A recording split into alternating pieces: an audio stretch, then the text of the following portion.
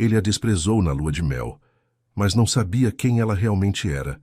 Naquela noite fria, algo aconteceu que mudou tudo entre o milionário e a esposa que ele ignorava. De onde você está assistindo essa história? Se inscreve no canal e deixa o like, porque o final vai te surpreender de um jeito que você nunca imaginou. A taça de espumante escorregou por entre os dedos trêmulos de Dandara e se estilhaçou contra o mármore de Carrara que cobria o chão da suíte presidencial. O estrondo do cristal quebrando reverberou pelo quarto, mas Tadeu nem sequer levantou os olhos do celular. Era a terceira noite de lua de mel em Búzios, e seu marido acabara de dizer que preferia trabalhar a jantar com ela sob o pôr do sol mais romântico da costa fluminense. As palavras ainda ecoavam como vidro partido em seu peito. Você realmente acreditou que este casamento era sobre amor? O reflexo da lua se fragmentava nos pedaços de cristal espalhados, assim como as ilusões de Dandara se despedaçavam diante de seus olhos. Naquele exato momento, enquanto observava o líquido dourado se estender como uma mancha de desilusão sobre o piso imaculado, compreendeu a profunda verdade que se escondia nas palavras de sua avó. Às vezes, o que brilha não é ouro, mas lágrimas contidas sob a luz do sol. Dandara tinha 23 anos, olhos que ainda resplandeciam com pureza e um coração que acreditava em contos de fadas. Criada em uma família tradicional de Ouro Preto, onde os valores de lealdade e devoção eram transmitidos de geração em geração através das festas religiosas e doces caseiros, havia conhecido o empresário através de amigos em comum apenas 6 meses atrás. O cortejo foi intenso, repleto de promessas sussurradas e gestos grandiosos. Tadeu a cobriu de presentes caros, levou-a aos melhores restaurantes de São Paulo, apresentou-a ao seu mundo de luxo paulistano. "Você não vai limpar isso?" perguntou Tadeu finalmente, apontando com um gesto indiferente para os fragmentos de cristal, sem desgrudar os olhos da tela que iluminava seu rosto anguloso com um brilho azulado. Dandara permaneceu imóvel, seu reflexo multiplicado em cada fragmento da taça quebrada, como se o universo quisesse mostrar-lhe todas as versões possíveis de si mesma naquele momento crucial. "Vou chamar o serviço de quarto", respondeu com uma voz que não reconheceu como sua. Era mais fria, mais distante, como se algo dentro dela tivesse começado a despertar. O que ela não sabia era que Tadeu, de 35 anos, dono de um império imobiliário em São Paulo avaliado em milhões, havia se casado por pressão familiar. Sua avó, Jurema, matriarca poderosa da família, estava gravemente enferma, e seu último desejo era vê-lo estabelecido com uma moça de bem. Ele precisava da herança, que só viria com um casamento respeitável. Dandara representava a imagem perfeita, pura, educada, de família respeitável de Minas Gerais, sem ambições financeiras aparentes. Enquanto Tadeu continuava absorto nos números que desfilavam pela tela, Dandara se aproximou da janela que dava para o oceano. A lua traçava um caminho prateado sobre a água, uma trilha luminosa que parecia convidá-la a escapar. Seus dedos tocaram o vidro frio, deixando a marca efêmera de sua presença, tão invisível para seu marido quanto ela mesma. "Você alguma vez sentiu algo por mim?" perguntou sem se virar para olhá-lo, com os olhos fixos na imensidão do mar que se estendia como uma tela escura à sua frente. O silêncio que se seguiu foi sua resposta. Durante os primeiros 2 meses após retornarem da desastrosa lua de mel, o casarão do século XIX nos jardins transformou-se numa prisão dourada. Cada manhã, Dandara acordava numa cama vazia, os lençóis de seda egípcia frios ao lado onde seu marido deveria dormir.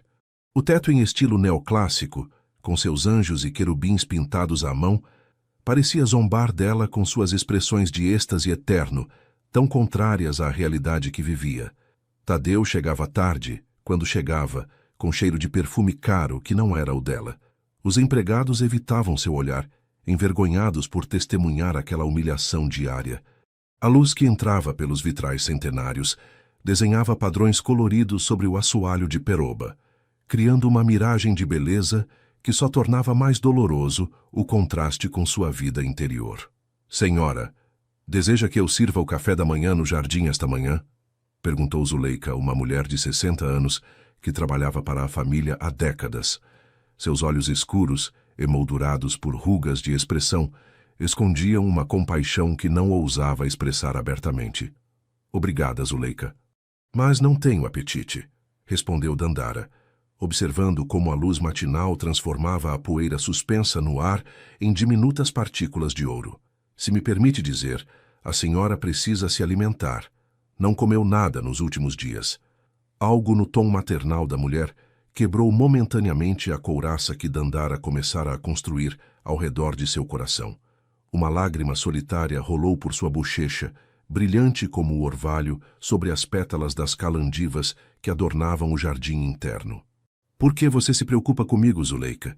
Ninguém mais se importa nesta casa.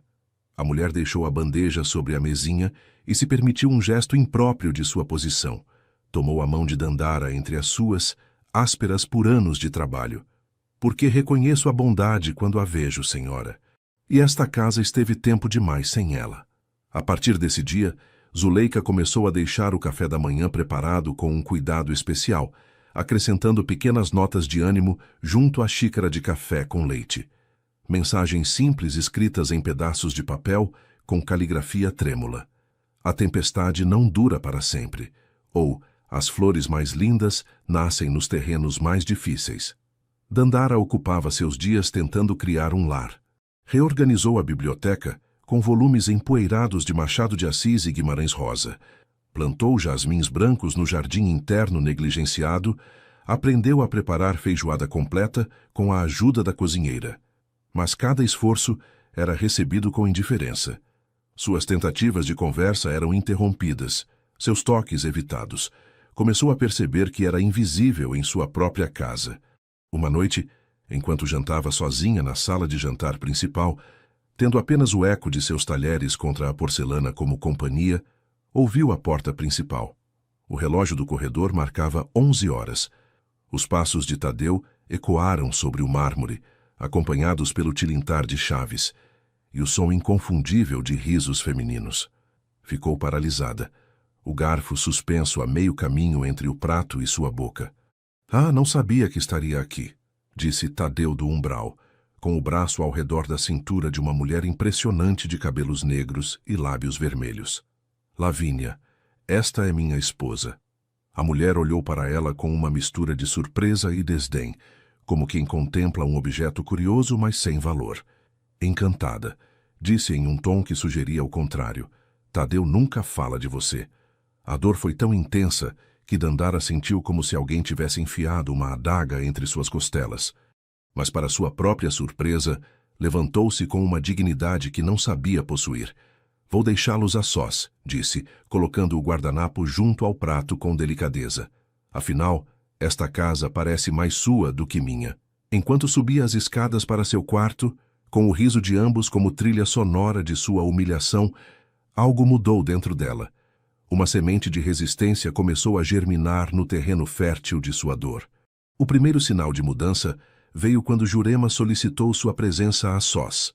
A matriarca, confinada à cama em um quarto com vista para o jardim tropical centenário, segurou sua mão com uma força surpreendente. O aroma de alfazema e papel antigo impregnava o ambiente, onde os raios de sol entravam oblíquos através de cortinas de renda, criando padrões que dançavam sobre as paredes cobertas de fotografias familiares em sépia. Minha filha, disse a anciã usando um apelido carinhoso que contrastava com sua habitual severidade. Vejo em seus olhos o mesmo que vi nos meus há 50 anos. Casei-me com um homem que não me amava, mas aprendi que o amor próprio é mais valioso que qualquer fortuna. Dandara observou o rosto sulcado por rugas profundas, os olhos claros que ainda conservavam a centelha de uma inteligência aguda. Nunca havia tido uma conversa a sós com ela, e agora se perguntava por que a chamara. Já não entendo, dona Jurema. Se sabia o que Tadeu planejava, por que permitiu este casamento? A anciã dirigiu seu olhar para a janela, onde os ramos de uma jabuticabeira centenária projetavam sombras dançantes. Cada um deve aprender suas lições, criatura.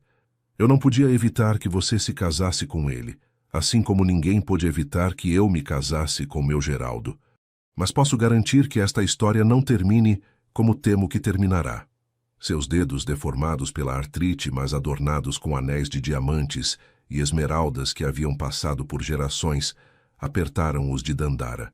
Modifiquei meu testamento recentemente. Revelou com um sorriso enigmático. Não entendo o que isso tem a ver comigo, Dona Jurema. Você entenderá no momento certo. Agora conte-me, o que fazia antes de conhecer meu neto? Dandara sentiu como se um nó se desfizesse em sua garganta. Ninguém lhe havia perguntado isso desde que chegou a São Paulo. Estudava belas artes, pintava, sonhava com exposições e viagens para conhecer os grandes museus. E você abandonou esses sonhos? Guardei-os numa gaveta ao me casar. Talvez seja a hora de abrir essa gaveta, minha filha. Na minha experiência, os sonhos não foram feitos para serem guardados, mas para iluminar o caminho quando tudo mais parece escuro. Nos dias seguintes, as palavras de Jurema ressoavam em sua mente enquanto caminhava pelos cômodos vazios daquela casa que nunca seria sua. Começou a abrir gavetas esquecidas, encontrando os materiais de desenho que havia trazido com ela e escondido por medo da rejeição de Tadeu, que considerava a arte uma perda de tempo sem retorno econômico. Uma tarde, enquanto Tadeu participava de uma reunião de negócios, atreveu-se a instalar-se na estufa abandonada na parte de trás do jardim. A luz que se filtrava pelos vidros empoeirados criava um ambiente perfeito para desenhar. Com mãos trêmulas no início, depois com crescente segurança, começou a traçar linhas sobre o papel.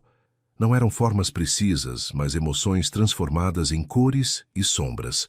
Dor, solidão, mas também um incipiente sentimento de liberdade. Nas semanas seguintes, Dandara começou a explorar São Paulo sozinha. Cada manhã, depois que Tadeu saía sem se despedir, ela se aventurava por ruas estreitas e praças ensolaradas, descobrindo uma cidade que não conhecia, apesar de viver nela. Seus passos a levaram um dia até o bairro da Vila Madalena, onde o aroma de café se misturava com notas de música de rua e conversas em dezenas de idiomas diferentes. Ali, atraída por uma vitrine que mostrava telas de cores vibrantes, entrou em uma pequena galeria de arte. O cheiro de tinta a óleo e terebintina a transportou imediatamente para seus dias de estudante. Uma mulher de cabelo prateado, com um vestido de linho manchado de tinta e múltiplas pulseiras que tilintavam, a saudou do fundo do local. "Bem-vinda. Sou Marilda, a dona deste pequeno canto de loucura", disse com um sorriso que iluminou seu rosto curtido. "É um lugar lindo", respondeu Dandara, sentindo uma conexão imediata com o espaço e sua proprietária. "Faz muito tempo que não me sentia assim em um lugar. Assim como, querida, como se pertencesse."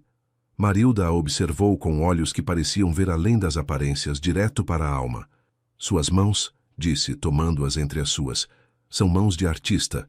Você pinta?" "Pintava", corrigiu Dandara, "há algum tempo. A arte não é algo que se deixa. Apenas se pausa, como uma respiração contida que eventualmente deve ser liberada." Esse foi o início de uma transformação. Marilda a convidou para uma oficina de pintura que ministrava às quintas-feiras à tarde. Ali, cercada pelo aroma de tinta a óleo e o som distante de violões das ruas, começou a redescobrir a mulher que existia antes daquele casamento. Suas telas inicialmente retratavam tons sombrios, figuras aprisionadas em espaços confinados, mas gradualmente girassóis e papoulas começaram a aparecer cada vez mais vibrantes. A estufa do jardim tornou-se seu santuário secreto. Zuleika, cúmplice silenciosa, certificava-se de que ninguém a incomodasse durante suas horas de criatividade. A transformação não ocorria apenas em suas telas. Dandara começava a andar mais ereta, a vestir-se com cores que havia abandonado, a permitir-se pequenos gestos de independência, como mudar o cardápio que Tadeu havia imposto ou reorganizar móveis a seu gosto. Tadeu passou 4 meses completamente ausente emocionalmente.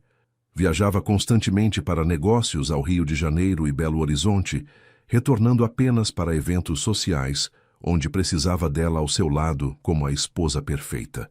Ela aprendeu a sorrir para as câmeras durante as galas no Teatro Municipal, enquanto seu coração sangrava.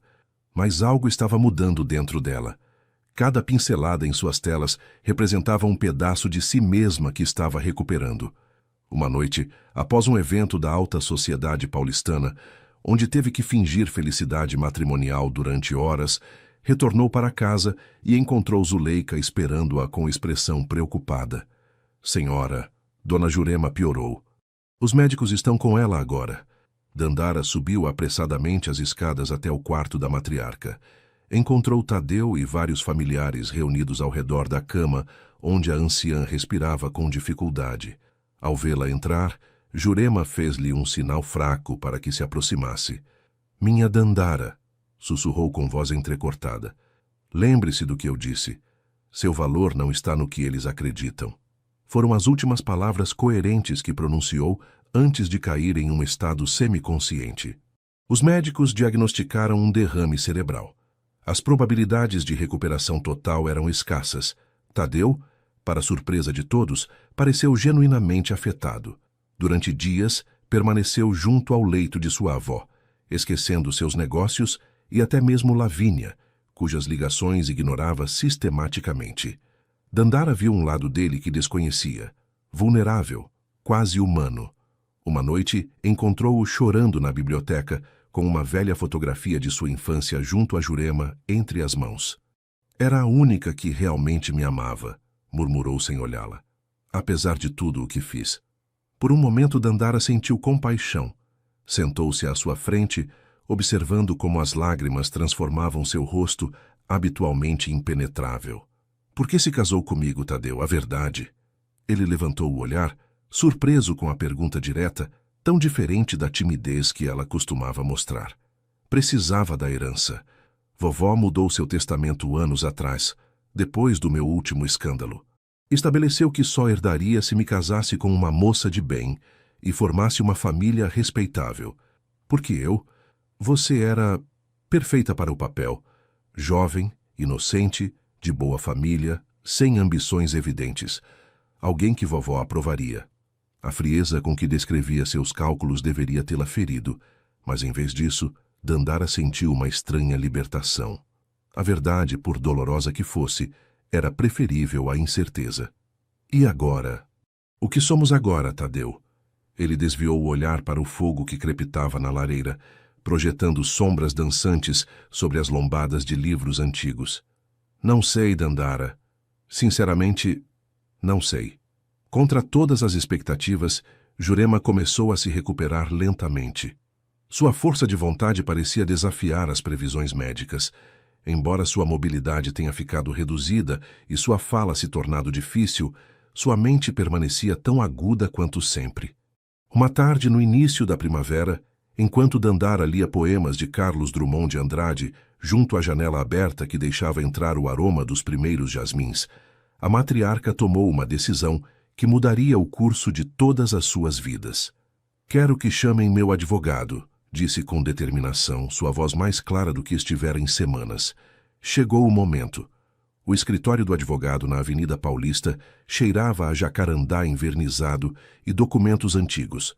A família completa reuniu-se ali 2 dias depois, em uma sala revestida com madeiras nobres, onde retratos de antepassados pareciam observá-los com expressões severas das paredes. Jurema, em cadeira de rodas, mas vestida impecavelmente, com um taier de seda cor de vinho, presidia a reunião como a rainha que sempre fora em sua família. Tomei uma decisão após muita reflexão, anunciou quando todos estavam sentados em sofás de couro que rangiam sob seu peso. Vou me retirar para o mosteiro de Nova Friburgo para dedicar meus últimos anos à contemplação espiritual. Um murmúrio de surpresa percorreu a sala. Tadeu, sentado junto a Dandara por aparência, ficou visivelmente tenso. Mas, vovó, sua saúde... Você precisa de cuidados especializados, protestou, calculando mentalmente como isso afetaria seus planos. As irmãs cuidarão de mim melhor do que qualquer enfermeira paga, Tadeu, respondeu com um sorriso que indicava que havia antecipado sua objeção. Mas antes de partir, quero que se leia meu testamento. Agora mesmo. O advogado, um homem de cabelos grisalhos e óculos de armação dourada, que havia servido a família por décadas, assentiu solenemente e abriu uma pasta de couro lavrado. O silêncio na sala era tão denso que poderia ser cortado.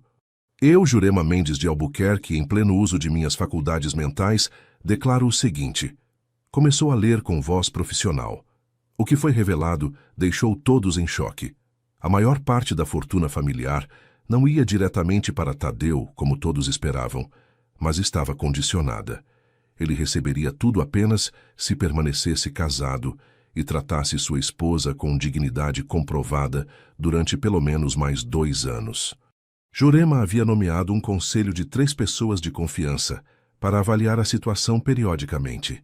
Se houvesse divórcio ou evidência de maus-tratos, tudo seria destinado a instituições de caridade brasileiras. O rosto de Tadeu passou do espanto à fúria contida. Seus nós dos dedos tornaram-se brancos ao apertar os braços da poltrona onde estava sentado. Dandara, por sua vez, sentiu uma mistura de emoções contraditórias. Vindicação pela astúcia da anciã, mas também tristeza ao confirmar que seu casamento nunca havia sido mais que uma transação. Quando a reunião terminou e todos começaram a se dispersar, Jurema fez um sinal para Dandara ficar. A sós, com apenas o advogado como testemunha, a matriarca entregou-lhe um envelope selado. Isto é para você, minha filha. Abra quando estiver pronta, não antes. O que contém? Sua liberdade, se decidir tomá-la. Naquela noite, trancada no banheiro de mármore de seu quarto para evitar ser interrompida, Dandara abriu o envelope com mãos trêmulas. Dentro, encontrou documentos legais e uma carta manuscrita. Os papéis estabeleciam um fundo fiduciário em seu nome, com uma soma suficiente para garantir sua independência econômica, qualquer que fosse sua decisão a respeito do casamento. A carta, escrita com a caligrafia elegante, mas ligeiramente trêmula de Jurema, continha apenas algumas linhas. Querida Dandara, às vezes construímos gaiolas para outros, acreditando que os protegemos, quando na verdade os estamos limitando. Peço-lhe perdão por minha parte nesta história. Agora ofereço-lhe as chaves de sua gaiola. Use-as sabiamente. Com carinho, Jurema. As lágrimas corriam pelas bochechas de Dandara enquanto relia as palavras repetidas vezes.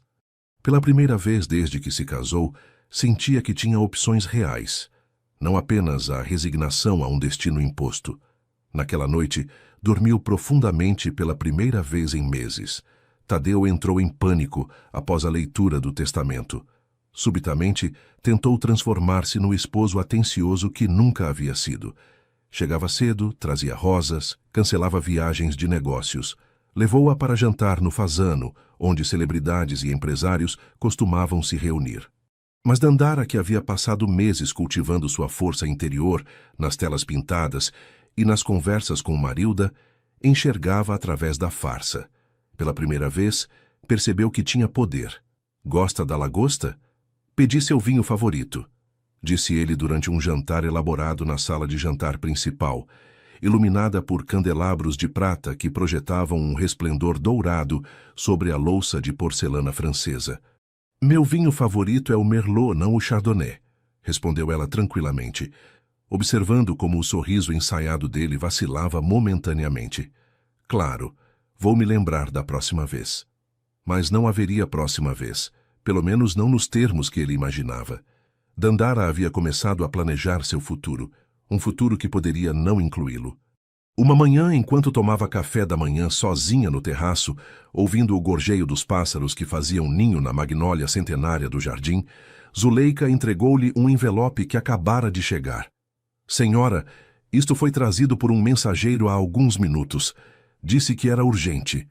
O envelope sem remetente continha fotografias, imagens de Tadeu e Lavínia em praias de Angra dos Reis, restaurantes exclusivos, a suíte de um hotel. As datas impressas nos cantos revelavam que algumas haviam sido tiradas mesmo antes do casamento. Junto às fotos, havia capturas de tela de conversas por mensagem, onde ele se referia a seu casamento como um pequeno sacrifício temporário e prometia a Lavínia que logo estariam juntos oficialmente. Dandara sentiu uma pontada de dor, mas já não era a dor devastadora de meses atrás. Era mais como observar a confirmação de algo que já sabia, como ver materializar-se um fantasma, cuja presença havia sentido durante muito tempo. As fotografias continuaram chegando nos dias seguintes. Algumas ao casarão, outras a seu telefone de números desconhecidos. Lavínia, furiosa com o abandono repentino de Tadeu, havia decidido se vingar, revelando seu relacionamento a Dandara. Cada evidência era uma punhalada, mas também uma libertação. A verdade, por mais dolorosa que fosse, tinha o perfume amargo da liberdade. Uma tarde, enquanto trabalhava em uma nova tela na estufa, sentiu uma presença atrás de si. Ao se virar, encontrou Tadeu observando sua pintura com expressão indecifrável. Era a primeira vez que mostrava algum interesse por sua arte. "Não sabia que você pintava", disse, estudando a tela onde uma mulher emergia do que parecia uma tempestade de cores vermelhas e ocres, com os braços estendidos para um céu que se abria em tons azuis e dourados. "Há muitas coisas sobre mim que você não sabe, Tadeu." Ele a olhou como se a visse pela primeira vez, notando as mudanças sutis, a nova segurança em sua postura, a forma como sustentava seu olhar sem timidez, a aura de determinação que agora a rodeava. "Recebi uma ligação do advogado da vovó", disse finalmente. "O primeiro relatório para o conselho deve ser apresentado em 2 semanas.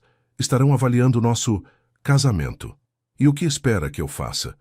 Preciso que apareça comigo em alguns eventos, que interprete o papel de esposa apaixonada, pelo menos até que a situação se resolva." Dandara deixou o pincel em um frasco de aguarrás e limpou as mãos em um pano manchado de cores. "Quanto vale minha atuação para você, Tadeu?" A pergunta o pegou de surpresa. Esta não era a mulher submissa com quem havia se casado. "O que quer dizer?" "Se vou fingir, quero algo em troca. Você receberá joias, vestidos, o que quiser. Não quero coisas. Quero liberdade. Liberdade para usar o dinheiro da minha mesada como me agradar, sem dar explicações. Liberdade para sair e entrar sem ser questionada. E quero um ateliê de pintura de verdade, não esta estufa abandonada." Tadeu a observou, calculando mentalmente se o preço era aceitável comparado com o que estava em jogo. "Tudo bem", concordou finalmente, "mas você terá que ser convincente." "Serei. Afinal, tenho atuado desde o dia em que nos casamos." O acordo estava selado, mas o que Tadeu não sabia era que Dandara já não jogava segundo suas regras. Tinha um plano próprio, um que estava tomando forma a cada pincelada, a cada nova conversa com Marilda, a cada página dos livros de arte e filosofia que devorava enquanto ele estava ausente. O ateliê que Tadeu mandou construir para ela na cobertura do casarão era tudo o que um artista poderia sonhar. Paredes de vidro que deixavam entrar a luz dos trópicos de todos os ângulos, pisos de madeira nobre que absorviam as inevitáveis salpicaduras de tinta, estantes repletas de materiais da melhor qualidade. Era um gesto grandioso, típico dele. Quando decidia agradar, fazia-o em grande estilo, mais para impressionar do que por verdadeiro afeto. "É do seu agrado?" perguntou com o sorriso satisfeito de quem comprou algo caro e espera reconhecimento por isso. Dandara percorreu o espaço, acariciando os pincéis de pelo de Marta, respirando o aroma a óleo e terebintina que impregnava o ar. "É perfeito", admitiu, sem poder conter um sorriso genuíno. Pela primeira vez desde seu casamento, sentia que ocupava um espaço realmente seu naquela mansão. Os dias seguintes estabeleceram uma nova rotina. Dandara cumpria sua parte do acordo, acompanhando Tadeu a eventos sociais, sorrindo para as fotografias, fingindo uma felicidade conjugal que estava longe de sentir. Em troca, passava horas em seu ateliê, explorando técnicas, experimentando com cores e texturas, encontrando sua voz artística, que havia estado tanto tempo silenciada. Marilda tornou-se sua mentora e amiga. A artista de cabelos prateados visitava ocasionalmente o ateliê, oferecendo conselhos técnicos, mas, sobretudo, encorajando-a a expressar suas emoções mais profundas através da arte. "A técnica se aprende, mas a verdade só pode surgir da alma", dizia-lhe, enquanto observava seus progressos. "E você, querida, tem uma alma que viu a escuridão, mas busca desesperadamente a luz." Uma tarde, enquanto trabalhavam juntas em uma tela de grande formato, Marilda fez-lhe uma proposta inesperada. Estou organizando uma exposição coletiva em minha galeria. Artistas emergentes, vozes frescas com algo importante a dizer. Quero incluir 2 de suas obras. Dandara deixou cair o pincel que segurava, manchando o piso de madeira com uma explosão de azul cobalto. Está falando sério, mas se mal voltei a pintar há alguns meses. O tempo não importa, a intensidade sim. E seu trabalho tem uma intensidade que vi em poucos artistas, mesmo naqueles com décadas de experiência. A possibilidade de expor publicamente seu trabalho despertou em Dandara emoções contraditórias. Por um lado, o entusiasmo de ser reconhecida como artista. Por outro, o temor da reação de Tadeu, que certamente veria esta exposição como algo frívolo ou, pior ainda, como uma declaração de independência. Não posso usar meu nome, disse finalmente. Não quero que isso se torne um escândalo social ou tema de conversa nos jantares da alta sociedade. Use um pseudônimo, então. A arte verdadeira não precisa de nomes, apenas autenticidade. Foi assim que Aurora Renascida nasceu como identidade artística de Dandara. Sob esse nome, selecionou 2 de suas obras mais poderosas para a exposição. Gaiola Dourada, onde uma mulher com asas atrofiadas observava o mundo através de barras de ouro, e Primeiro Voo, que mostrava a mesma figura feminina em pleno salto de um penhasco, suas asas começando a se desdobrar sobre um mar agitado. A noite da inauguração da exposição na pequena galeria da Vila Madalena foi mágica.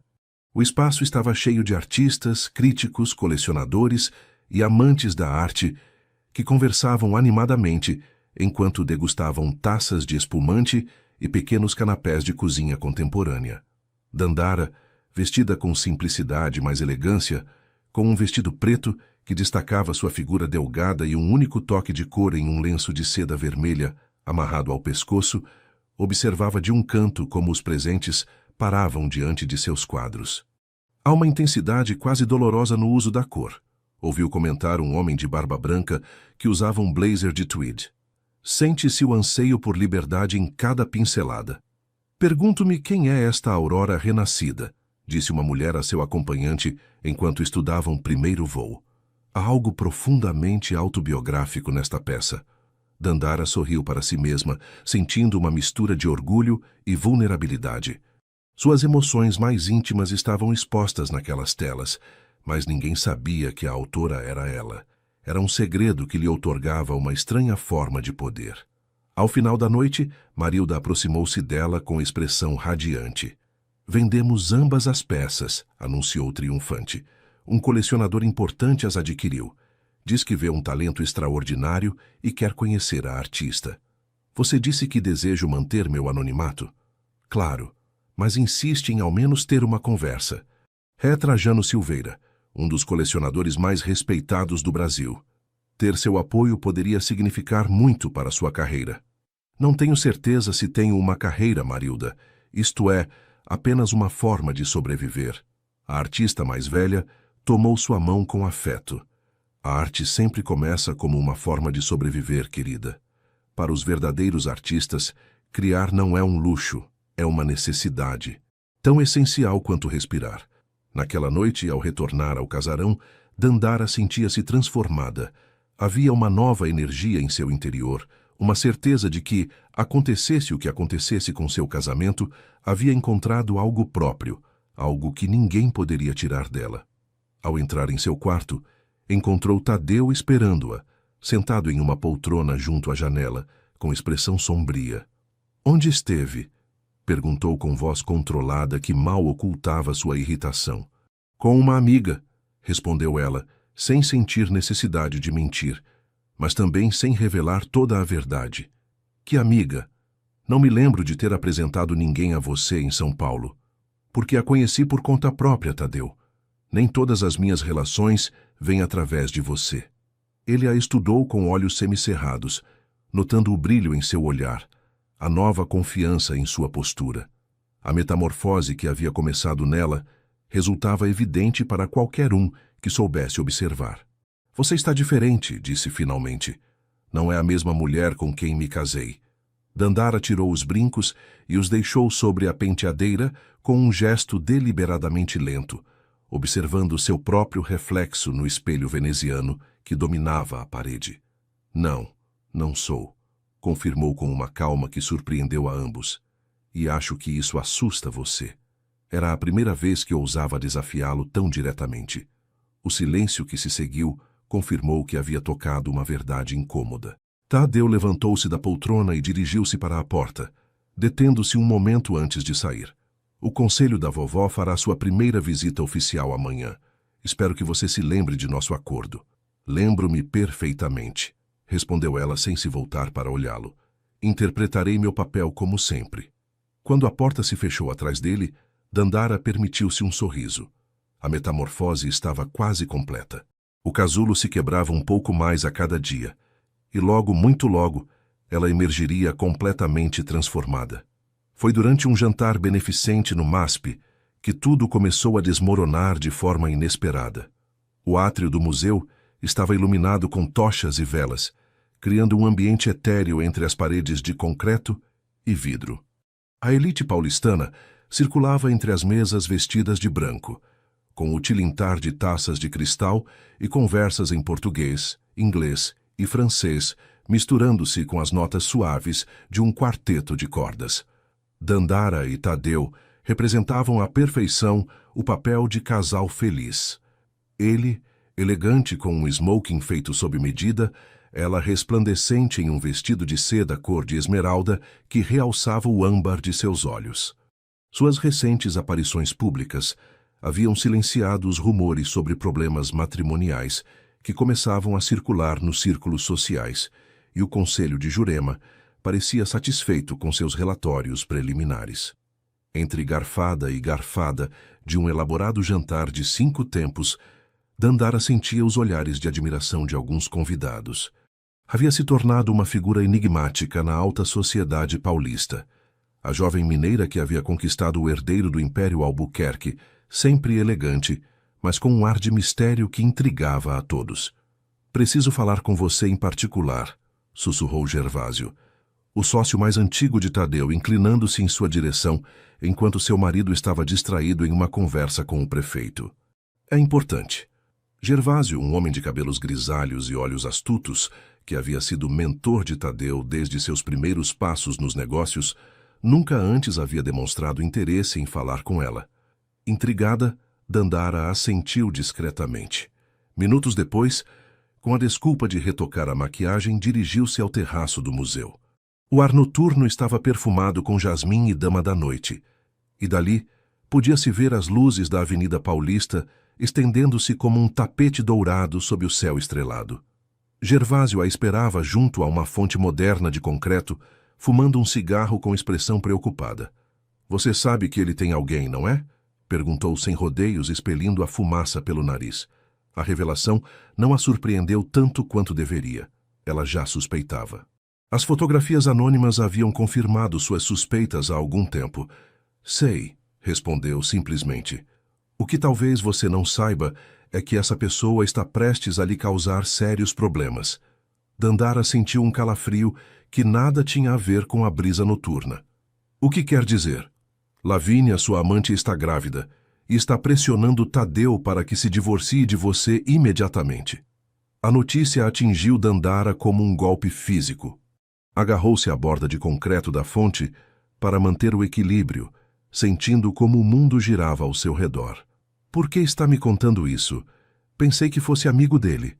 Gervásio apagou o cigarro contra a sola de seu sapato e guardou-o em uma caixinha metálica que extraiu do bolso interno de seu paletó. "Estou há 40 anos nos negócios, Dandara. Vi homens como Tadeu destruírem tudo o que tocam em sua busca por poder e prazer. Você foi mais uma peça em seu jogo, assim como eu, assim como todos. A diferença é que você não merece isso. E o que sugere que eu faça com essa informação? Proteja-se. Ele tentará manipulá-la para que aceite um divórcio rápido e discreto, provavelmente oferecendo-lhe uma compensação econômica tentadora, mas muito abaixo do que legalmente lhe corresponderia. Não aceite nada sem consultar um advogado independente." A conversa foi interrompida pela chegada de outros convidados ao terraço.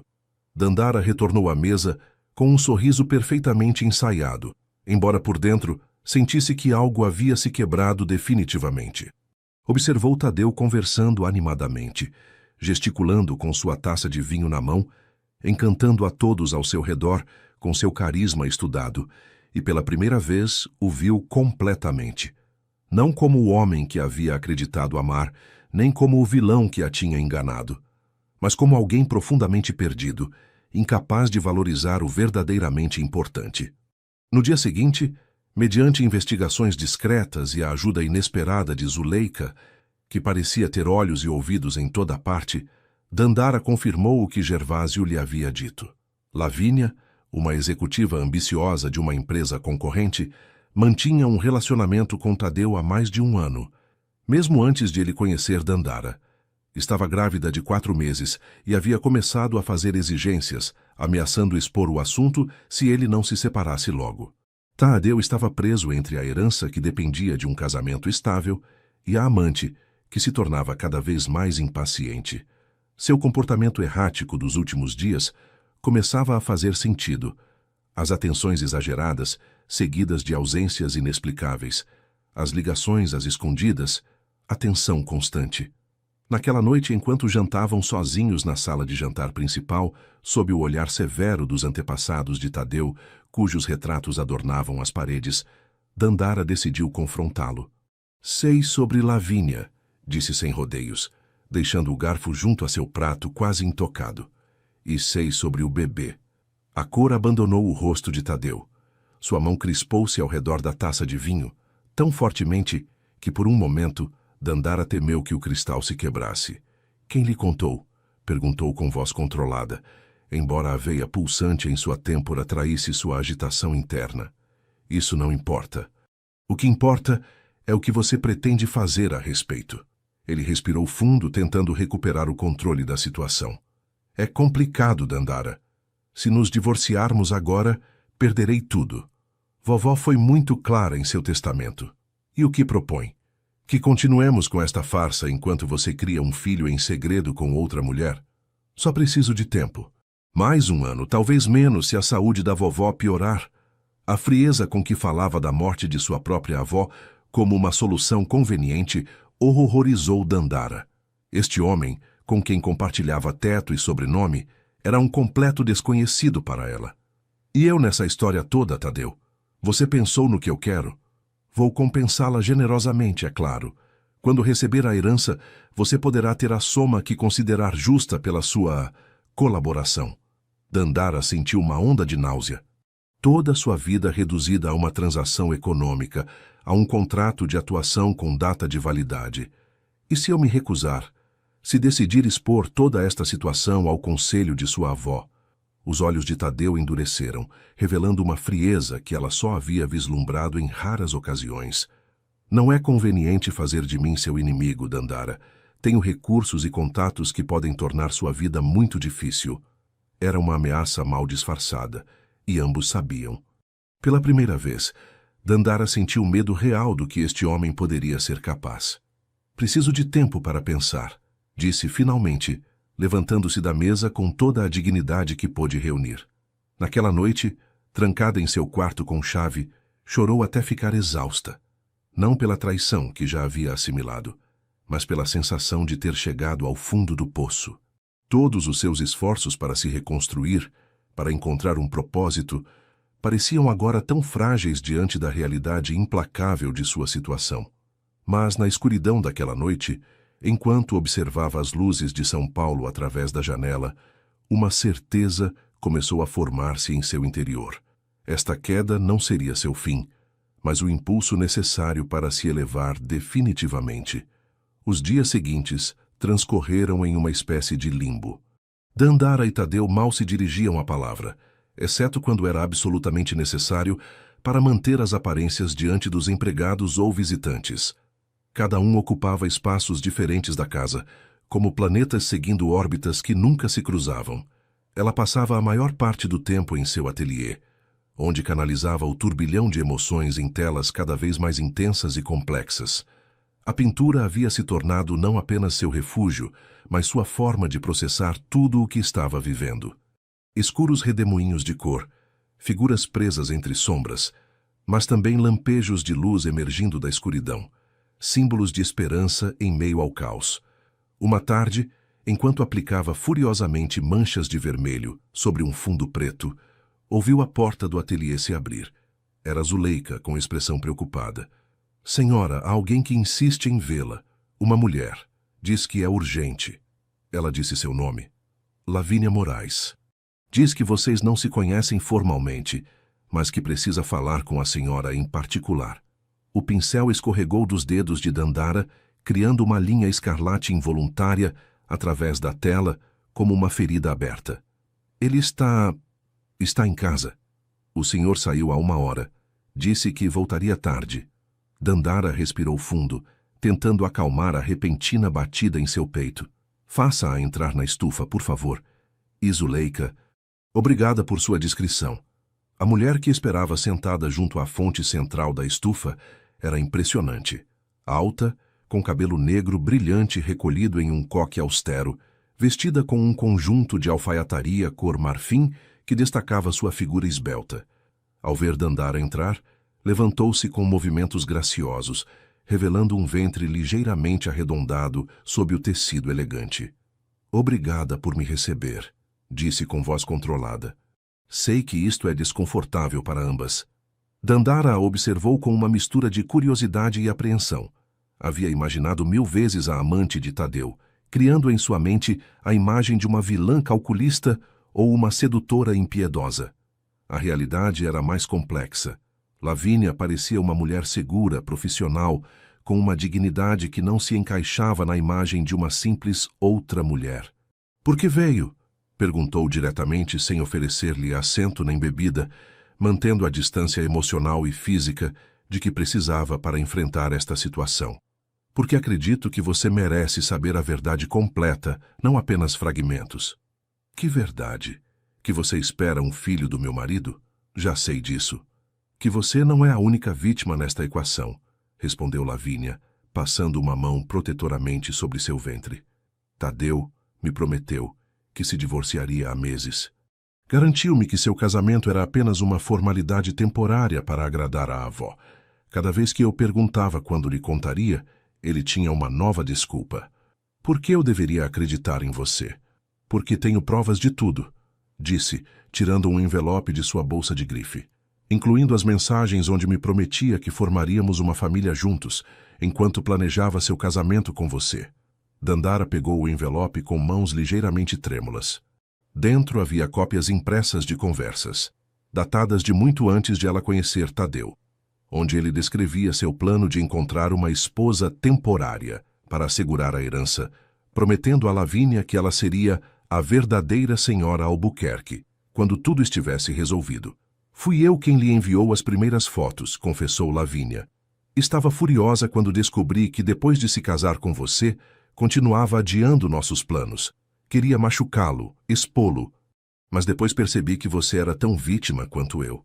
A estufa, com sua luz filtrada através de vidros e folhas, parecia agora pequena demais, sufocante demais. Dandara sentia falta de ar enquanto assimilava esta nova camada de traição.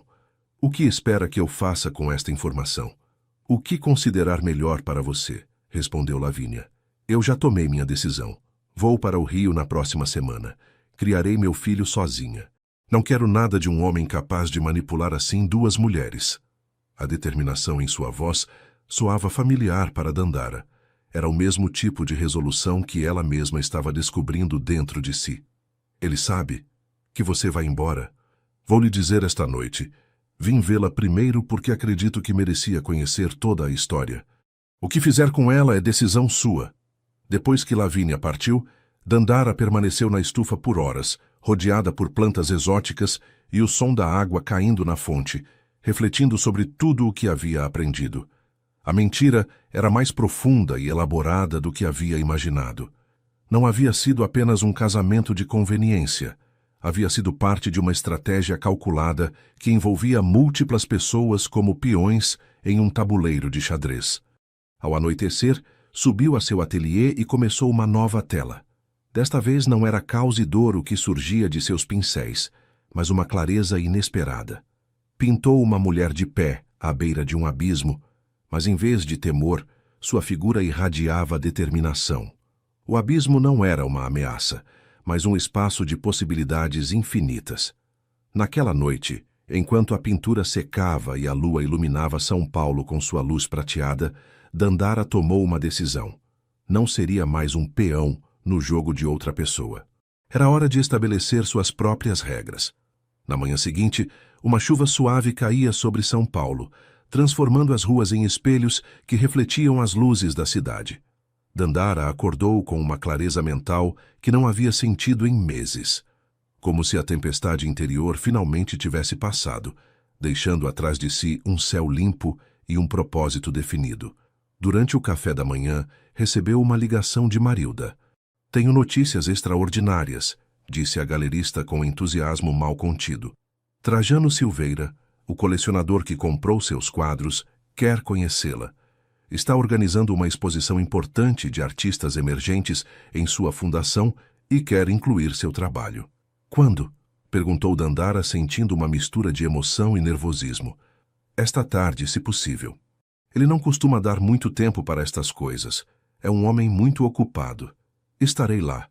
A reunião com Trajano Silveira, um homem de 60 anos com olhos brilhantes de inteligência e uma paixão contagiante pela arte, foi transformadora.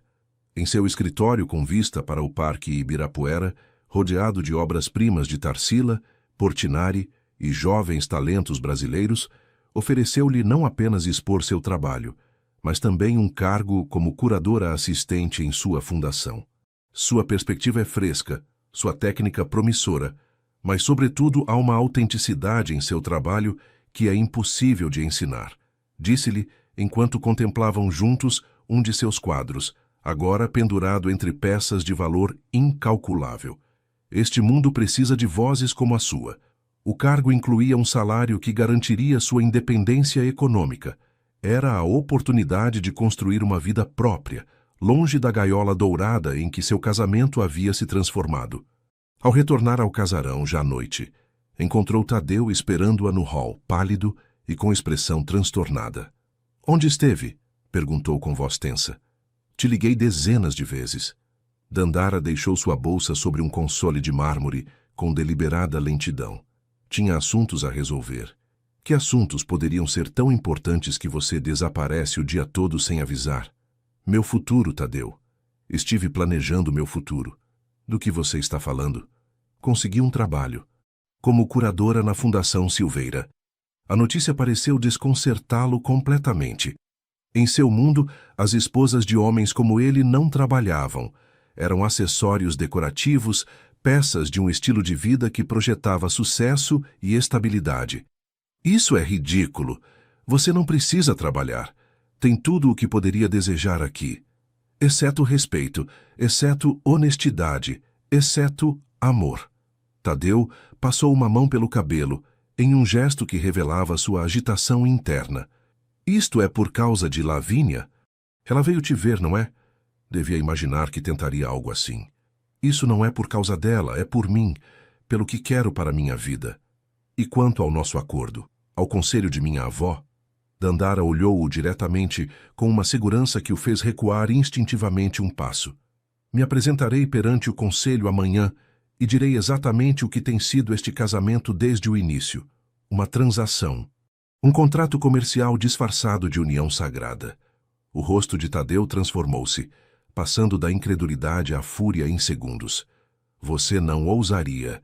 Perderei tudo se fizer isso." "E o que eu perderei, Tadeu? Já perdi tempo suficiente vivendo uma mentira. Vou compensá-la generosamente, diga seu preço."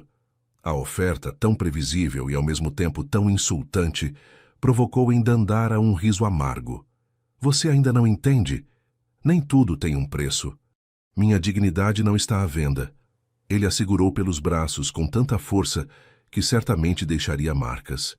"Você não pode fazer isso comigo, não depois de tudo o que lhe dei." "O que exatamente você me deu? Um título vazio? Uma casa onde sou uma estranha? Uma vida baseada em mentiras?" A intensidade do momento foi interrompida pela chegada inesperada de Zuleika, que entrou no hall com expressão alarmada. "Senhora, senhor, perdoem a interrupção", disse com voz trêmula. O mosteiro acabou de ligar. Dona Jurema teve uma recaída. Tadeu soltou Dandara imediatamente, seu rosto transformando-se em uma máscara de preocupação ensaiada. O que aconteceu? É grave? As irmãs dizem que ela está perguntando por vocês, pelos dois. A viagem ao mosteiro de Nova Friburgo, encravado nas montanhas da Serra Fluminense que se erguiam como guardiães pétreos sobre o vale, transcorreu em um silêncio tenso. A chuva havia cessado, mas uma névoa espessa envolvia as formações rochosas, criando uma paisagem etérea e misteriosa. Na enfermaria do mosteiro, Jurema jazia em uma cama simples, sua figura diminuta quase perdida entre os lençóis brancos. Apesar de sua fragilidade física, seus olhos conservavam a mesma vivacidade e inteligência que Dandara lembrava. "Meus filhos", disse com voz fraca, mas clara, quando entraram no quarto. Que alegria que vieram juntos. Tadeu apressou-se ao seu lado, tomando sua mão com delicadeza teatral. "Vovó, como se sente? Nos disseram que teve uma recaída." "Estou velha, Tadeu, não cega nem tola", respondeu com uma centelha de seu caráter habitual. "Vejo perfeitamente a tempestade que se aproxima entre vocês dois." Dandara permaneceu um passo atrás, comovida pela fragilidade da anciã, mas também surpresa com sua perspicácia. "Aproximem-se os dois", ordenou Jurema, indicando a beira de sua cama. "Tenho algo a dizer-lhes." Quando ambos estavam sentados junto a ela, a matriarca os observou com um olhar que parecia atravessar qualquer pretensão. "Quando eu era jovem, acreditava que o amor era um luxo, algo prescindível comparado com a segurança e a posição social. Casei-me por conveniência, igual a você, Tadeu. Vivi anos de solidão elegante, rodeada de tudo, exceto felicidade genuína." Fez uma pausa, respirando com certa dificuldade.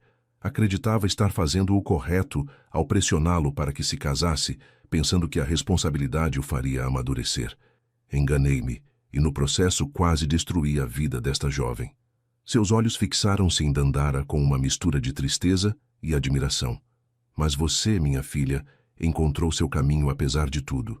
Observei-a nestes meses, vendo como se transformava de uma menina assustada em uma mulher com propósito. É a transformação mais bela que já presenciei." Tadeu parecia desconfortável, como se pressentisse que a conversa não tomaria o rumo que esperava. "Vovó, você precisa descansar. Podemos falar sobre isso quando se recuperar." "Não haverá melhor momento que agora, Tadeu. Convoquei o conselho para amanhã. Pedirei que dissolvam as condições do meu testamento." "O quê?" A palavra escapou da boca de Tadeu como um tiro. "Você receberá sua parte da herança, sem condições relacionadas ao seu casamento", explicou a anciã. "E você, Dandara, receberá a compensação que merece por estes meses de sofrimento, independentemente do que decidir fazer com seu casamento." A revelação deixou ambos sem palavras. Jurema, com esforço, incorporou-se ligeiramente na cama. "Vivi o suficiente para saber que algumas correntes, por mais douradas que sejam, devem ser quebradas, e que a verdadeira herança que podemos deixar não se mede em propriedades ou contas bancárias, mas na liberdade de sermos quem realmente somos."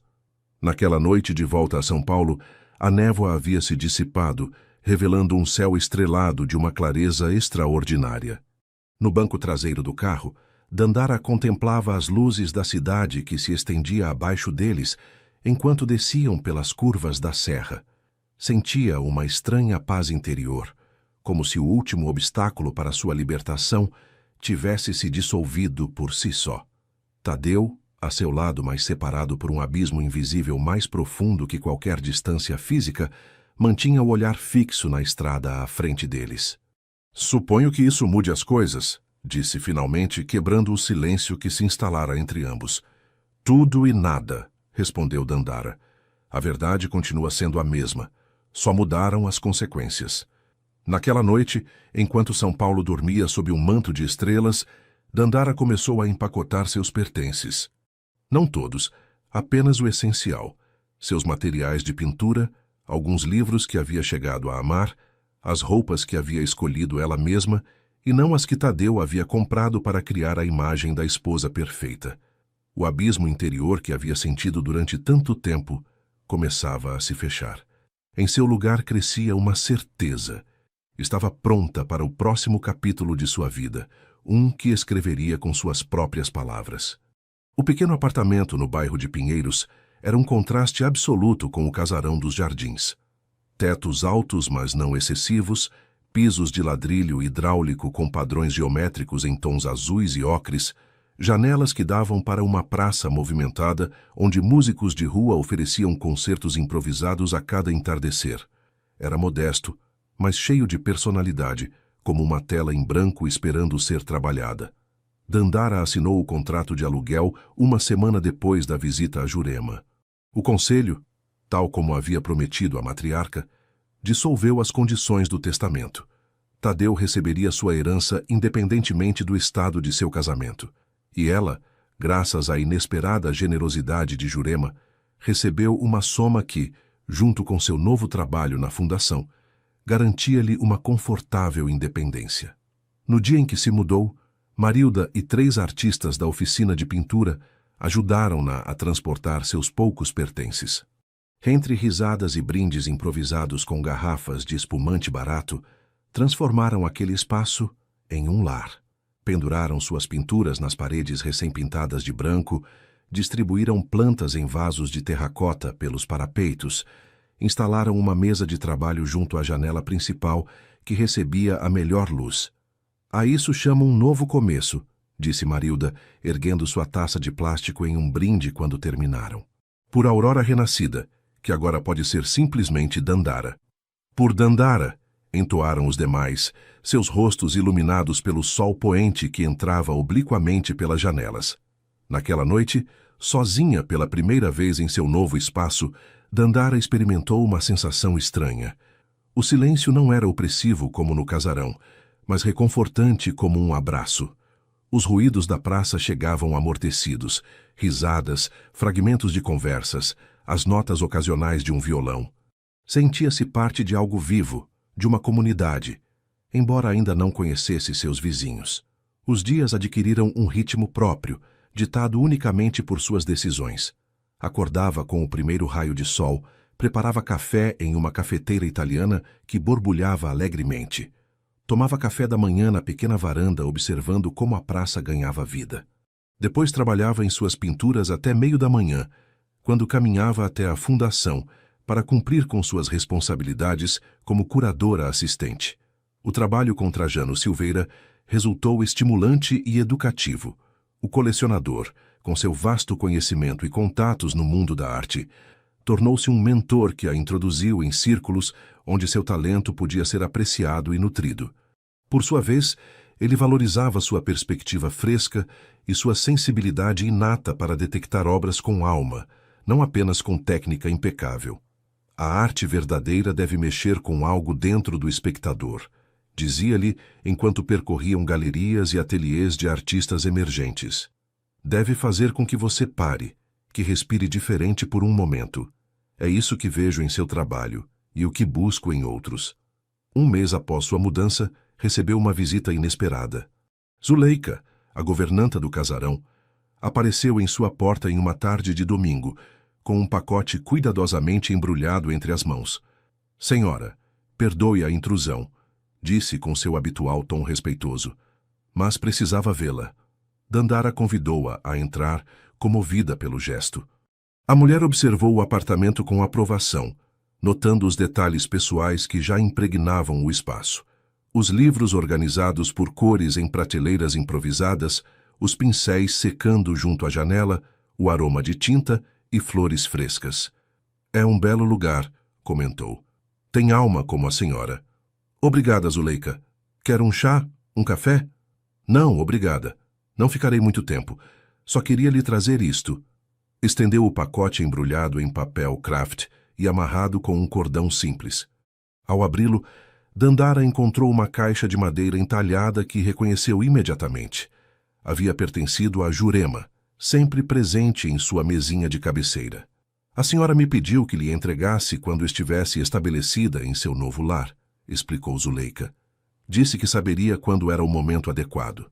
Dentro da caixa havia uma carta manuscrita e um objeto envolto em seda. A carta, com a caligrafia inconfundível da matriarca, era breve, mas poderosa. Querida Dandara, quando ler isto terá iniciado o caminho para seu verdadeiro ser. O objeto que acompanha esta carta é minha posse mais preciada, um broche que pertenceu à minha mãe e antes à mãe dela. Não tem um valor monetário extraordinário, mas para mim simboliza a fortaleza das mulheres de minha família através de gerações. Agora é seu, porque embora não nos una o sangue, reconheço em você o mesmo espírito indomável. Com afeto, Jurema. O broche, uma peça Art Nouveau, que representava uma fênix com pequenos rubis como plumas, brilhou sob a luz da tarde. Dandara segurou-o entre seus dedos, sentindo seu peso não apenas físico, mas simbólico. Também queria lhe dizer, acrescentou Zuleika depois de um momento, que decidi deixar meu posto no casarão. Depois de 40 anos, acho que é hora de uma mudança. O que fará? Tem planos? A mulher mais velha pareceu subitamente tímida, torcendo a borda de seu casaco com dedos nervosos. Eu me perguntava se a senhora talvez precisaria de ajuda aqui. Não como antes, claro, mas poderia vir algumas horas manter a ordem enquanto a senhora trabalha em seus quadros e na fundação. A proposta pegou Dandara de surpresa. Não havia considerado ter ajuda em sua nova vida independente, mas a ideia de contar com a presença discreta e eficiente de Zuleika resultava reconfortante. Eu adoraria, respondeu com sinceridade. Este lugar é pequeno, mas sempre haverá espaço para você. Assim, com pequenos gestos e decisões cotidianas, Dandara foi construindo uma vida que, embora modesta em comparação com a que havia deixado para trás, pertencia-lhe completamente. Cada escolha, desde a cor das cortinas até os projetos em que trabalhava, era sua. Cada conquista, como a preparação de sua primeira exposição individual sob seu verdadeiro nome, tinha o sabor doce da autenticidade. Tadeu tentou contatá-la várias vezes durante esses meses. No início, com mensagens de texto que oscilavam entre súplicas e ameaças veladas, depois com buquês de flores que ela devolvia sem abrir os cartões, finalmente com propostas de reuniões para esclarecer mal-entendidos que ela recusava sistematicamente. Não era ódio o que sentia por ele, mas uma indiferença cada vez mais profunda. Como se aquela etapa de sua vida tivesse se convertido em um capítulo fechado de um livro que já não precisava reler. O verdadeiro momento de libertação chegou quando, 8 meses depois daquela taça quebrada em Búzios, assinou os papéis do divórcio com mãos firmes em um cartório de São Paulo. Recebeu o que legalmente lhe correspondia, nem mais, nem menos. A soma, unida ao que Jurema lhe havia deixado, e as suas rendas crescentes como artista e curadora, consolidava sua independência financeira. Ao sair do cartório, sob um céu de um azul impossível típico dos trópicos, deteve-se um momento nas escadas. A sensação era similar ao que havia imaginado que sentiria uma ave ao estender as asas pela primeira vez. Aterradora e maravilhosa em igual medida. Naquela tarde, em seu ateliê improvisado junto à janela que dava para a Praça dos Arcos, começou uma nova tela. Diferentemente de suas obras anteriores dominadas pela luta entre sombra e luz, esta transbordava luminosidade. Uma figura feminina emergia do que pareciam cinzas, com asas abertas que não eram de anjo nem de ave, mas algo novo, único, impossível de classificar. Intitulou-a simplesmente Renascer, e seria a peça central da exposição que mudaria definitivamente o rumo de sua carreira. A galeria na Vila Madalena, com suas paredes de tijolo aparente e vigas de madeira centenárias, estava lotada. Era a noite de inauguração da primeira exposição individual de Dandara, sob seu verdadeiro nome, já não escondida atrás do pseudônimo de Aurora Renascida. Metamorfose, tal como se intitulava a mostra, havia gerado expectativa nos círculos artísticos paulistanos, graças ao respaldo de Trajano Silveira e às críticas positivas que suas obras haviam recebido em exposições coletivas anteriores. Vestida com um simples vestido preto, que contrastava com o broche de fênix que agora sempre usava em ocasiões especiais, Dandara circulava entre os convidados, explicando seu processo criativo, agradecendo elogios, ouvindo com genuíno interesse as interpretações que faziam de suas obras. Marilda, orgulhosa como uma mãe, a observava de um canto, trocando olhares cúmplices cada vez que algum crítico particularmente pomposo oferecia uma análise rebuscada de alguma peça. Seu trabalho fala de dor transformada em beleza, comentou uma mulher jovem com olhos inteligentes e um caderno de esboços sob o braço, como se tivesse encontrado uma maneira de transmutar o sofrimento em algo luminoso. Talvez essa seja a função da arte, respondeu Dandara. Não eliminar a dor, mas dar-lhe um propósito. A conversa foi interrompida por um murmúrio crescente perto da entrada. Tadeu acabava de chegar, elegante como sempre em um terno escuro feito sob medida, acompanhado por uma mulher que não era Lavínia. O casal causou uma pequena comoção entre os presentes que conheciam a história, ou pelo menos fragmentos dela. Não se alarme, sussurrou Marilda, materializando-se a seu lado como um espírito protetor. Se causar problemas, o faremos escoltar para fora. Não será necessário, respondeu Dandara com uma calma que surpreendeu a si mesma. É apenas uma pessoa a mais visitando uma exposição pública. Observou como Tadeu percorria a sala, detendo-se diante de cada quadro com o que parecia genuíno interesse. Sua acompanhante, uma mulher loira que parecia entediada, logo o abandonou para dirigir-se ao bar. Quando finalmente seus olhares se cruzaram, Dandara sentiu nada, nem rancor, nem dor, nem sequer desconforto. Era como olhar para um desconhecido, ou pior ainda, para alguém que alguma vez você conheceu, mas cujo rosto se desfez com o tempo. Ele se aproximou com passos medidos, como quem se aproxima de um animal selvagem temendo assustá-lo. Parabéns pela exposição, disse em tom formal. Seu trabalho é impressionante. Obrigada, respondeu ela simplesmente, sem acrescentar mais nada, sem oferecer-lhe o prolongamento da conversa que claramente buscava. Eu me perguntava se poderíamos conversar em particular. Só uns minutos. Dandara considerou recusar, mas uma curiosidade quase científica a impulsionou a aceitar.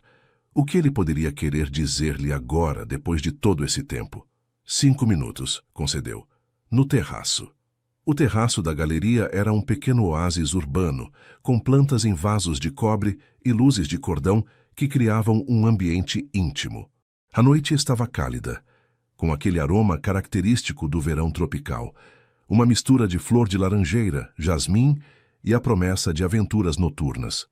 Você está bem, disse ele quando estavam sozinhos. Diferente, mas bem. O que você quer, Tadeu? Perguntou diretamente, sem interesse em prolongar aquela conversa mais do que o necessário. Ele pareceu momentaneamente desconcertado por sua franqueza, acostumado ainda a Dandara, que media suas palavras, que temia incomodá-lo. Queria me desculpar, disse finalmente, por tudo, por como te tratei pelas mentiras. Não fui um bom homem. A sinceridade em sua voz a surpreendeu. Buscou em seu rosto sinais da manipulação a que estava acostumada, mas só encontrou o que parecia um arrependimento genuíno. Por que agora? Passaram-se meses desde o divórcio. Tadeu apoiou as mãos no corrimão de ferro forjado, contemplando as luzes da cidade que se estendiam como um manto de estrelas terrenas. Estive em terapia, confessou com certa dificuldade, como se as palavras fossem pedras pesadas que devia extrair de sua garganta. Depois que você foi embora, depois de perder também Lavínia, toquei o fundo do poço. A vovó me sugeriu, na verdade. Disse que era hora de enfrentar meus demônios em vez de fugir deles. A menção de Jurema suavizou ligeiramente a atitude de Dandara. A matriarca, com sua sabedoria adquirida através de sua própria vida de erros e aprendizados, continuava exercendo uma influência positiva mesmo à distância. Fico feliz por você, disse com sinceridade. Todo mundo merece a oportunidade de crescer. Não espero seu perdão, continuou ele. Nem sequer o mereço. Só queria que soubesse que entendo o dano que causei e que sua arte me fez ver as coisas de maneira diferente. Especialmente essa peça, a da mulher emergindo das cinzas. Referia-se a Renascer, a obra que ocupava o lugar central da exposição. É poderosa, Dandara. Mostra uma força que você sempre teve, mas que eu fui cego demais para valorizar. Pela primeira vez em toda a conversa, Dandara percebeu algo próximo à emoção. não pelas palavras de Tadeu, mas pela percepção de quanto ela mesma havia mudado. A mulher que havia sido não teria podido imaginar este momento, de pé diante do homem que havia despedaçado seus sonhos, completamente em paz, sem necessidade de sua aprovação ou afeto. "Obrigada por vir esta noite", disse finalmente, "e por suas palavras. Desejo-lhe o melhor em seu caminho." Era uma despedida, e ambos sabiam.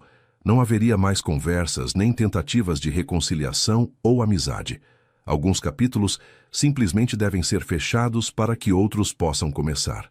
Quando retornou à sala principal, encontrou Trajano Silveira conversando animadamente com um homem de aspecto distinto que não havia visto antes. "Ah, aqui está nossa artista estrela", disse Trajano ao vê-la. "Dandara, permita-me apresentar-lhe Nicanor Duarte, diretor do Instituto Inhotim. Está muito interessado em incluir seu trabalho em uma exposição sobre novas vozes femininas na arte brasileira contemporânea." A conversa que se seguiu abriu portas que Dandara não havia imaginado sequer. O interesse do prestigioso museu não só validava seu trabalho em nível nacional, como prometia projetá-lo internacionalmente. Enquanto discutiam detalhes e possibilidades, com a energia elétrica de novas oportunidades pairando no ar, viu de soslaio Tadeu abandonar a galeria sozinho, sua figura perdendo-se entre a multidão da rua. Não sentiu tristeza, nem nostalgia, apenas a serena certeza de que ambos seguiam caminhos separados como devia ser. Ele em direção a seu próprio processo de cura e crescimento. Ela em direção a um horizonte de possibilidades que se expandia a cada nova pincelada, a cada decisão tomada a partir da autenticidade. Naquela noite, quando a última taça de espumante foi servida e os últimos convidados partiram, Dandara permaneceu sozinha na galeria por um momento, rodeada por suas criações. Cada tela era um fragmento de sua alma exposto ao mundo, cada cor uma emoção transformada, cada linha um passo em sua jornada pessoal. Acariciou o broche de fênix que levava junto ao peito, sentindo uma conexão profunda não apenas com Jurema, mas com todas as mulheres que, ao longo da história, haviam encontrado a forma de renascer de suas próprias cinzas. Não era a primeira nem seria a última. Era simplesmente um elo a mais em uma corrente de resiliência feminina que se estendia para o passado e para o futuro. Com essa certeza reconfortante, apagou as luzes e saiu para a noite paulistana, onde o verão prometia novas aventuras e descobertas, não apenas artísticas, mas também pessoais. O passado havia retornado apenas para confirmar o que já sabia, que sua metamorfose estava completa e que o caminho que se estendia à sua frente, embora incerto como todos os caminhos verdadeiramente valiosos, era genuinamente seu. O ano seguinte transcorreu como um turbilhão criativo para Dandara. A exposição no Inhotim, intitulada Vozes Emergentes, Mulheres na Arte Brasileira Contemporânea, a colocou no mapa artístico internacional. Críticos de publicações prestigiosas como Art Forum e The Guardian destacaram a intensidade emocional de sua obra e a evolução visível em sua técnica, que combinava elementos tradicionais com abordagens inovadoras. Seu ateliê em Pinheiros logo ficou pequeno. Com os rendimentos das vendas de suas obras e uma bolsa de criação outorgada por uma fundação cultural europeia, alugou um espaço mais amplo na Vila Leopoldina, um antigo bairro industrial reconvertido em núcleo criativo.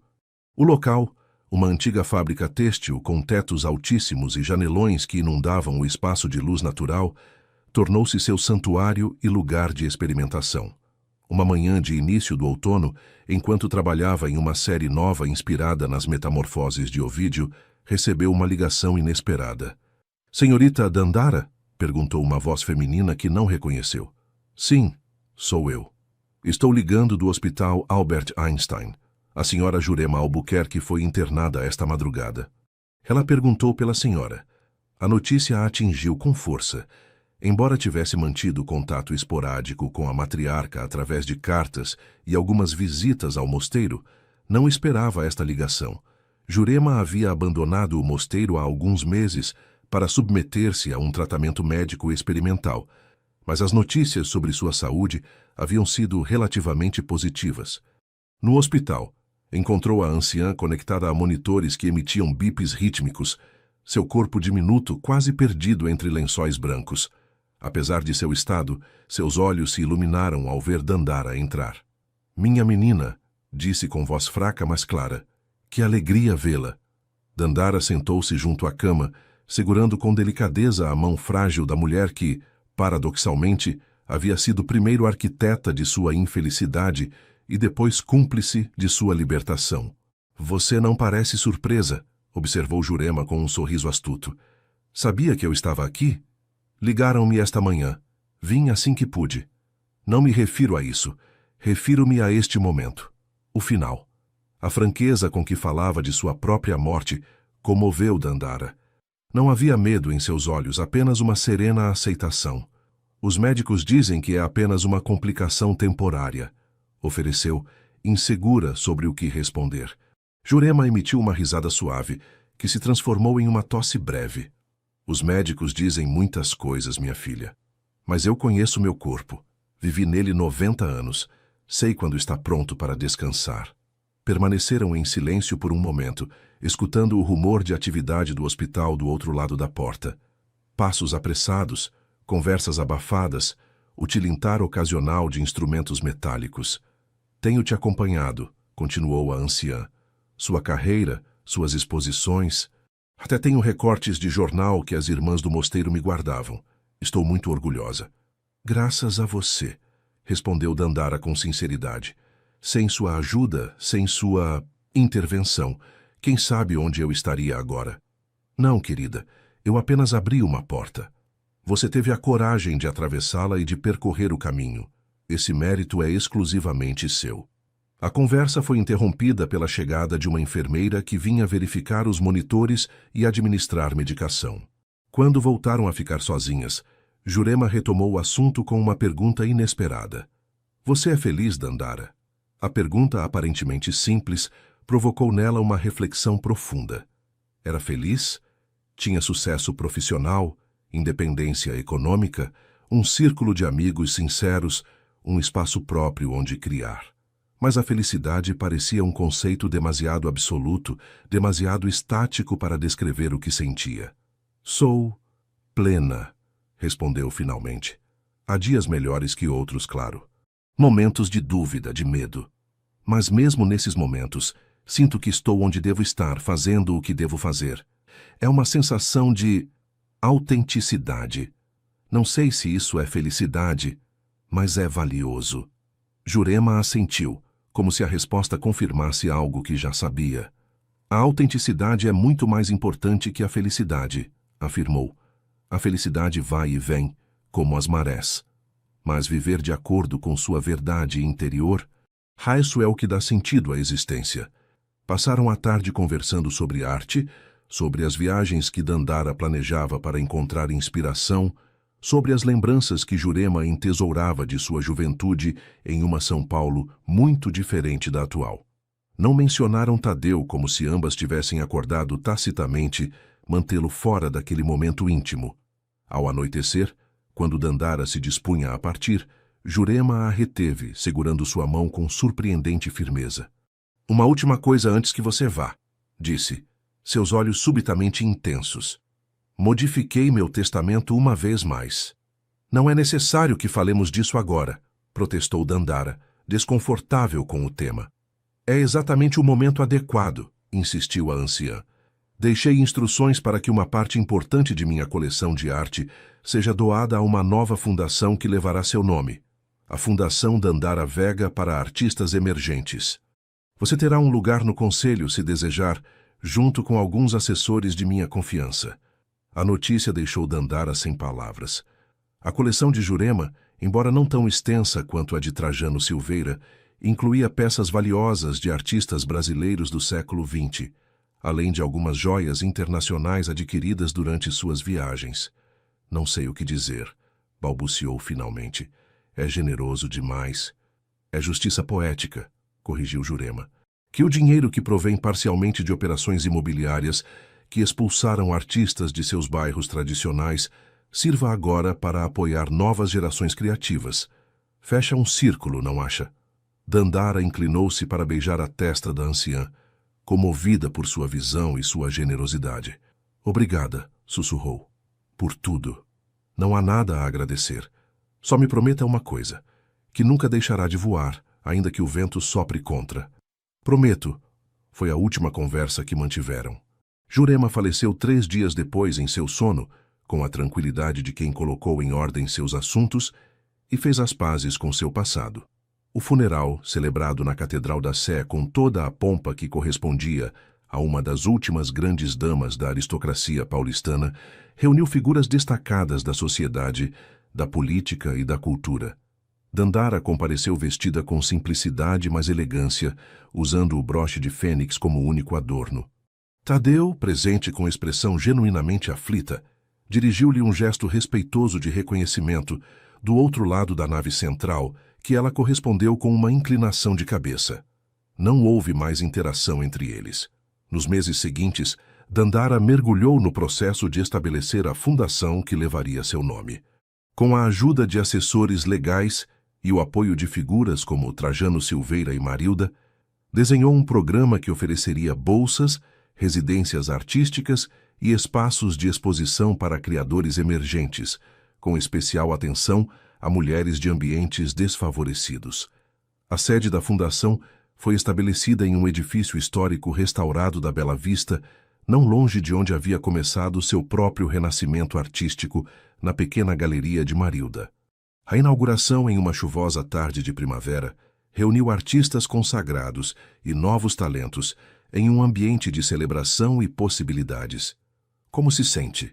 Perguntou Marilda, agora diretora artística da fundação, enquanto observavam juntas o burburinho da festa inaugural.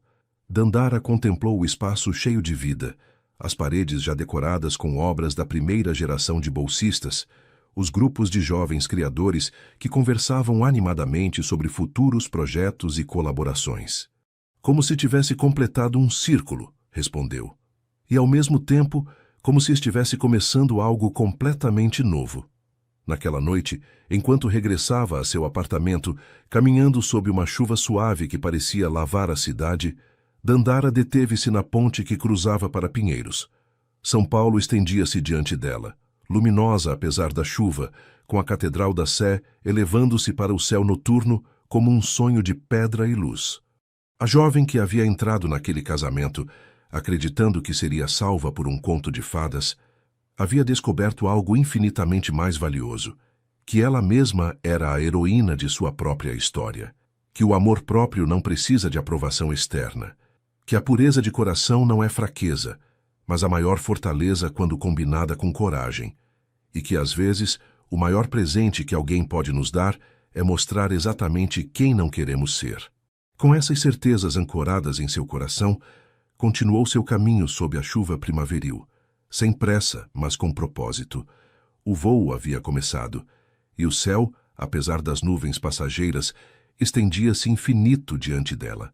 2 anos depois da inauguração da fundação, em uma luminosa manhã de junho, Dandara supervisionava os preparativos para a exposição Novos Horizontes, que apresentaria o trabalho da segunda geração de artistas bolsistas.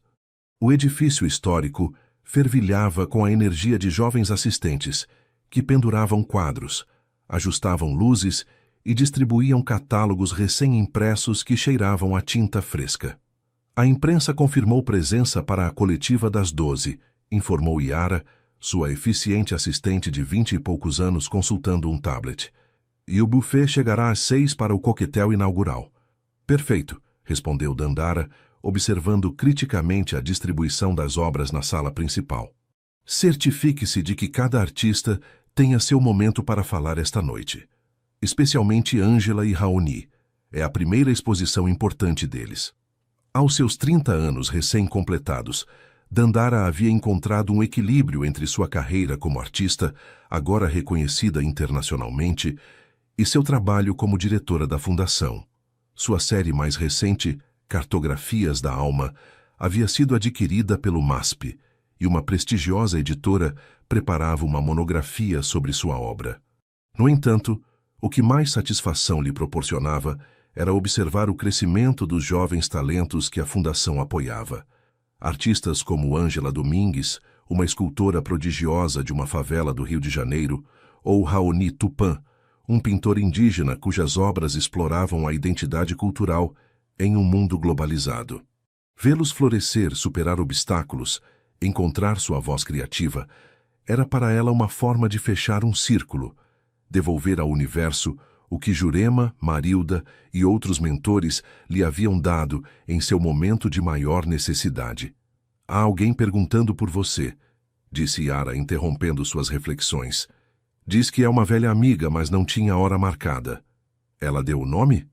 Lavínia Moraes. O nome provocou em Dandara uma onda de lembranças quase esquecidas. A mulher elegante que havia aparecido na estufa do casarão naquele dia distante, grávida e decidida a mudar o rumo de sua vida. Não haviam se encontrado novamente desde então. Faça-a entrar em meu escritório, por favor. A mulher que entrou minutos depois no escritório de Dandara continuava impressionante, embora de uma maneira diferente. Sua elegância formal de executiva havia sido substituída por um estilo mais relaxado. Jeans bem cortados, uma blusa de seda em tom coral, o cabelo agora mais curto e com alguns fios grisalhos prematuros que não se importava em esconder. O mais notável era a serenidade que irradiava, tão distinta da tensão contida que Dandara lembrava. Obrigada por me receber sem aviso, disse Lavínia, apertando sua mão com firmeza. Estou em São Paulo por apenas 2 dias e queria... Bem, sentia que devia vê-la. Claro, respondeu Dandara, genuinamente intrigada. Por favor, sente-se. Aceita um café? Água. Uma água seria ótima, obrigada.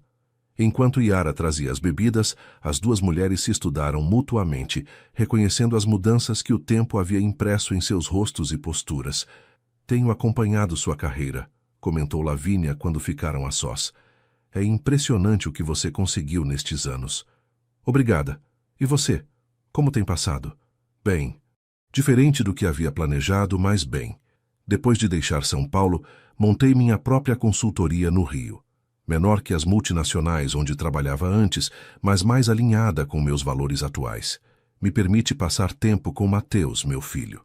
A menção da criança trouxe ao presente a razão original de sua conexão. O filho de Tadeu, o catalisador involuntário de tantas mudanças. Quantos anos ele tem agora? Quase 3, respondeu Lavínia com um sorriso maternal. É um furacão de energia. Muito inteligente, muito curioso. Parece-se com o pai nisso. A observação, longe de ser desconfortável, provocou em Dandara um sorriso compreensivo. Tadeu participa da criação dele? Sim, à sua maneira. Não vivemos juntos, é claro, mas ele passa tempo com Mateus regularmente. Ele mudou, sabia? Não completamente. Alguns padrões são profundos demais para se transformarem totalmente, mas o suficiente para ser um pai presente. Dandara assentiu, sem surpresa. As notícias sobre a evolução de Tadeu lhe haviam chegado fragmentadas através de conhecidos comuns. Sabia que ele havia vendido grande parte do império imobiliário familiar, reorientando seus investimentos para projetos com impacto social positivo, possivelmente influenciado pelos últimos desejos de Jurema. Fico feliz em ouvir isso, disse com sinceridade. Todo mundo merece a oportunidade de crescer. Você nos deu essa oportunidade, afirmou Lavínia, inclinando-se ligeiramente para a frente. A nós dois. É por isso que estou aqui hoje, para agradecer. Não entendo. Eu não fiz nada. Pelo contrário, sua dignidade, sua recusa em participar dos jogos de manipulação, sua capacidade de se reconstruir sem destruir outros no processo, tudo isso nos mostrou um caminho diferente. A mim deu a coragem para partir e criar meu filho segundo meus termos.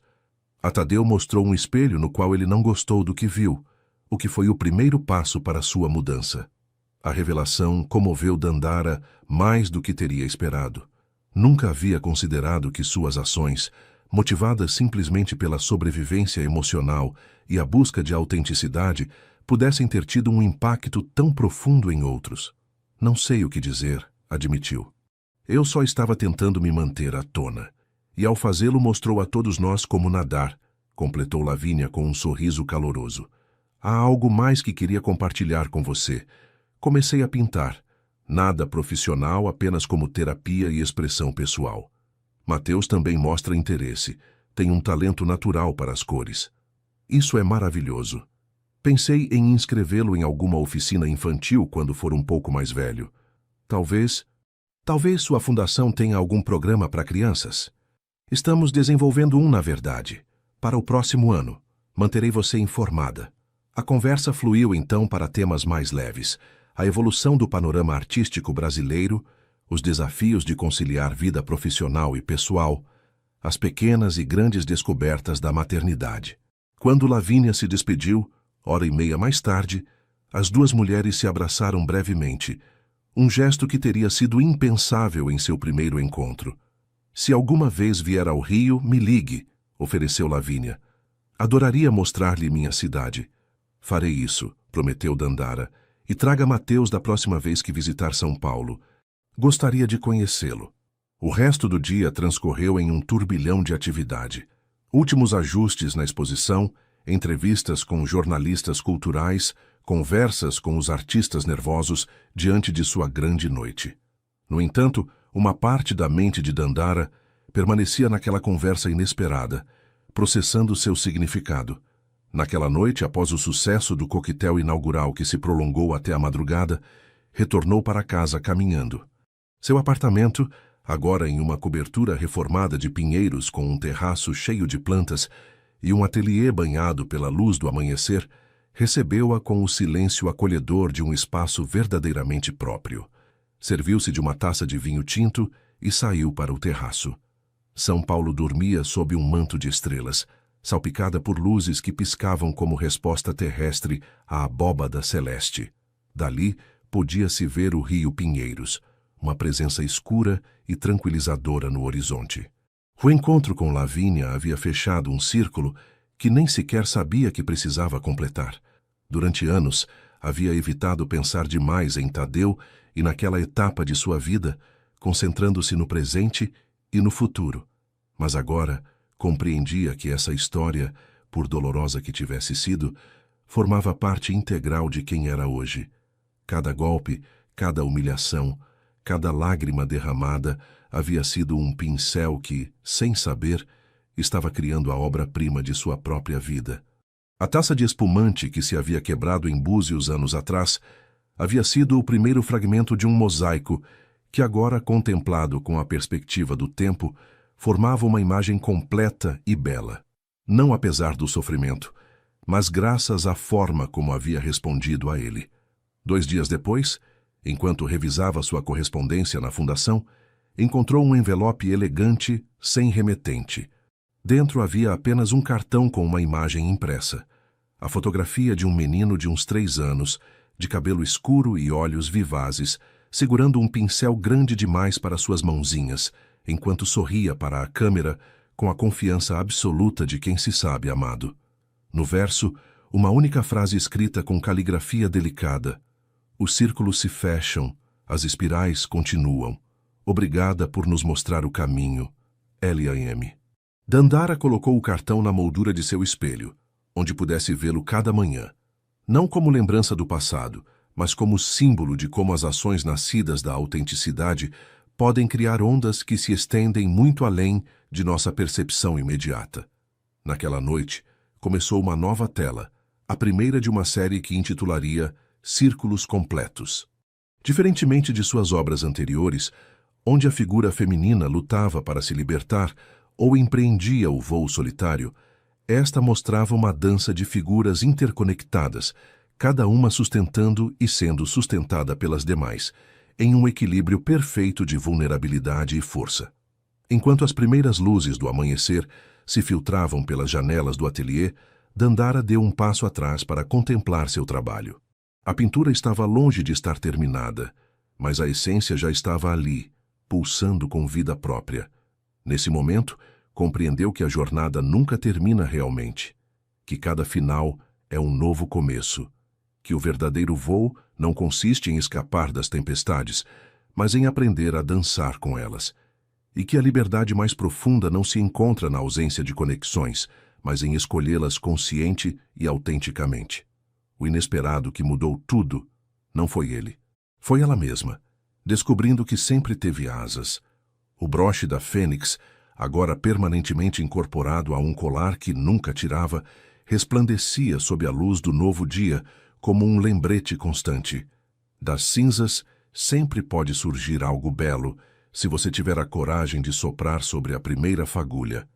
E enquanto São Paulo despertava a seus pés, com o rumor de persianas metálicas que se erguiam e o aroma de café recém-feito que subia das ruas, Dandara sorriu.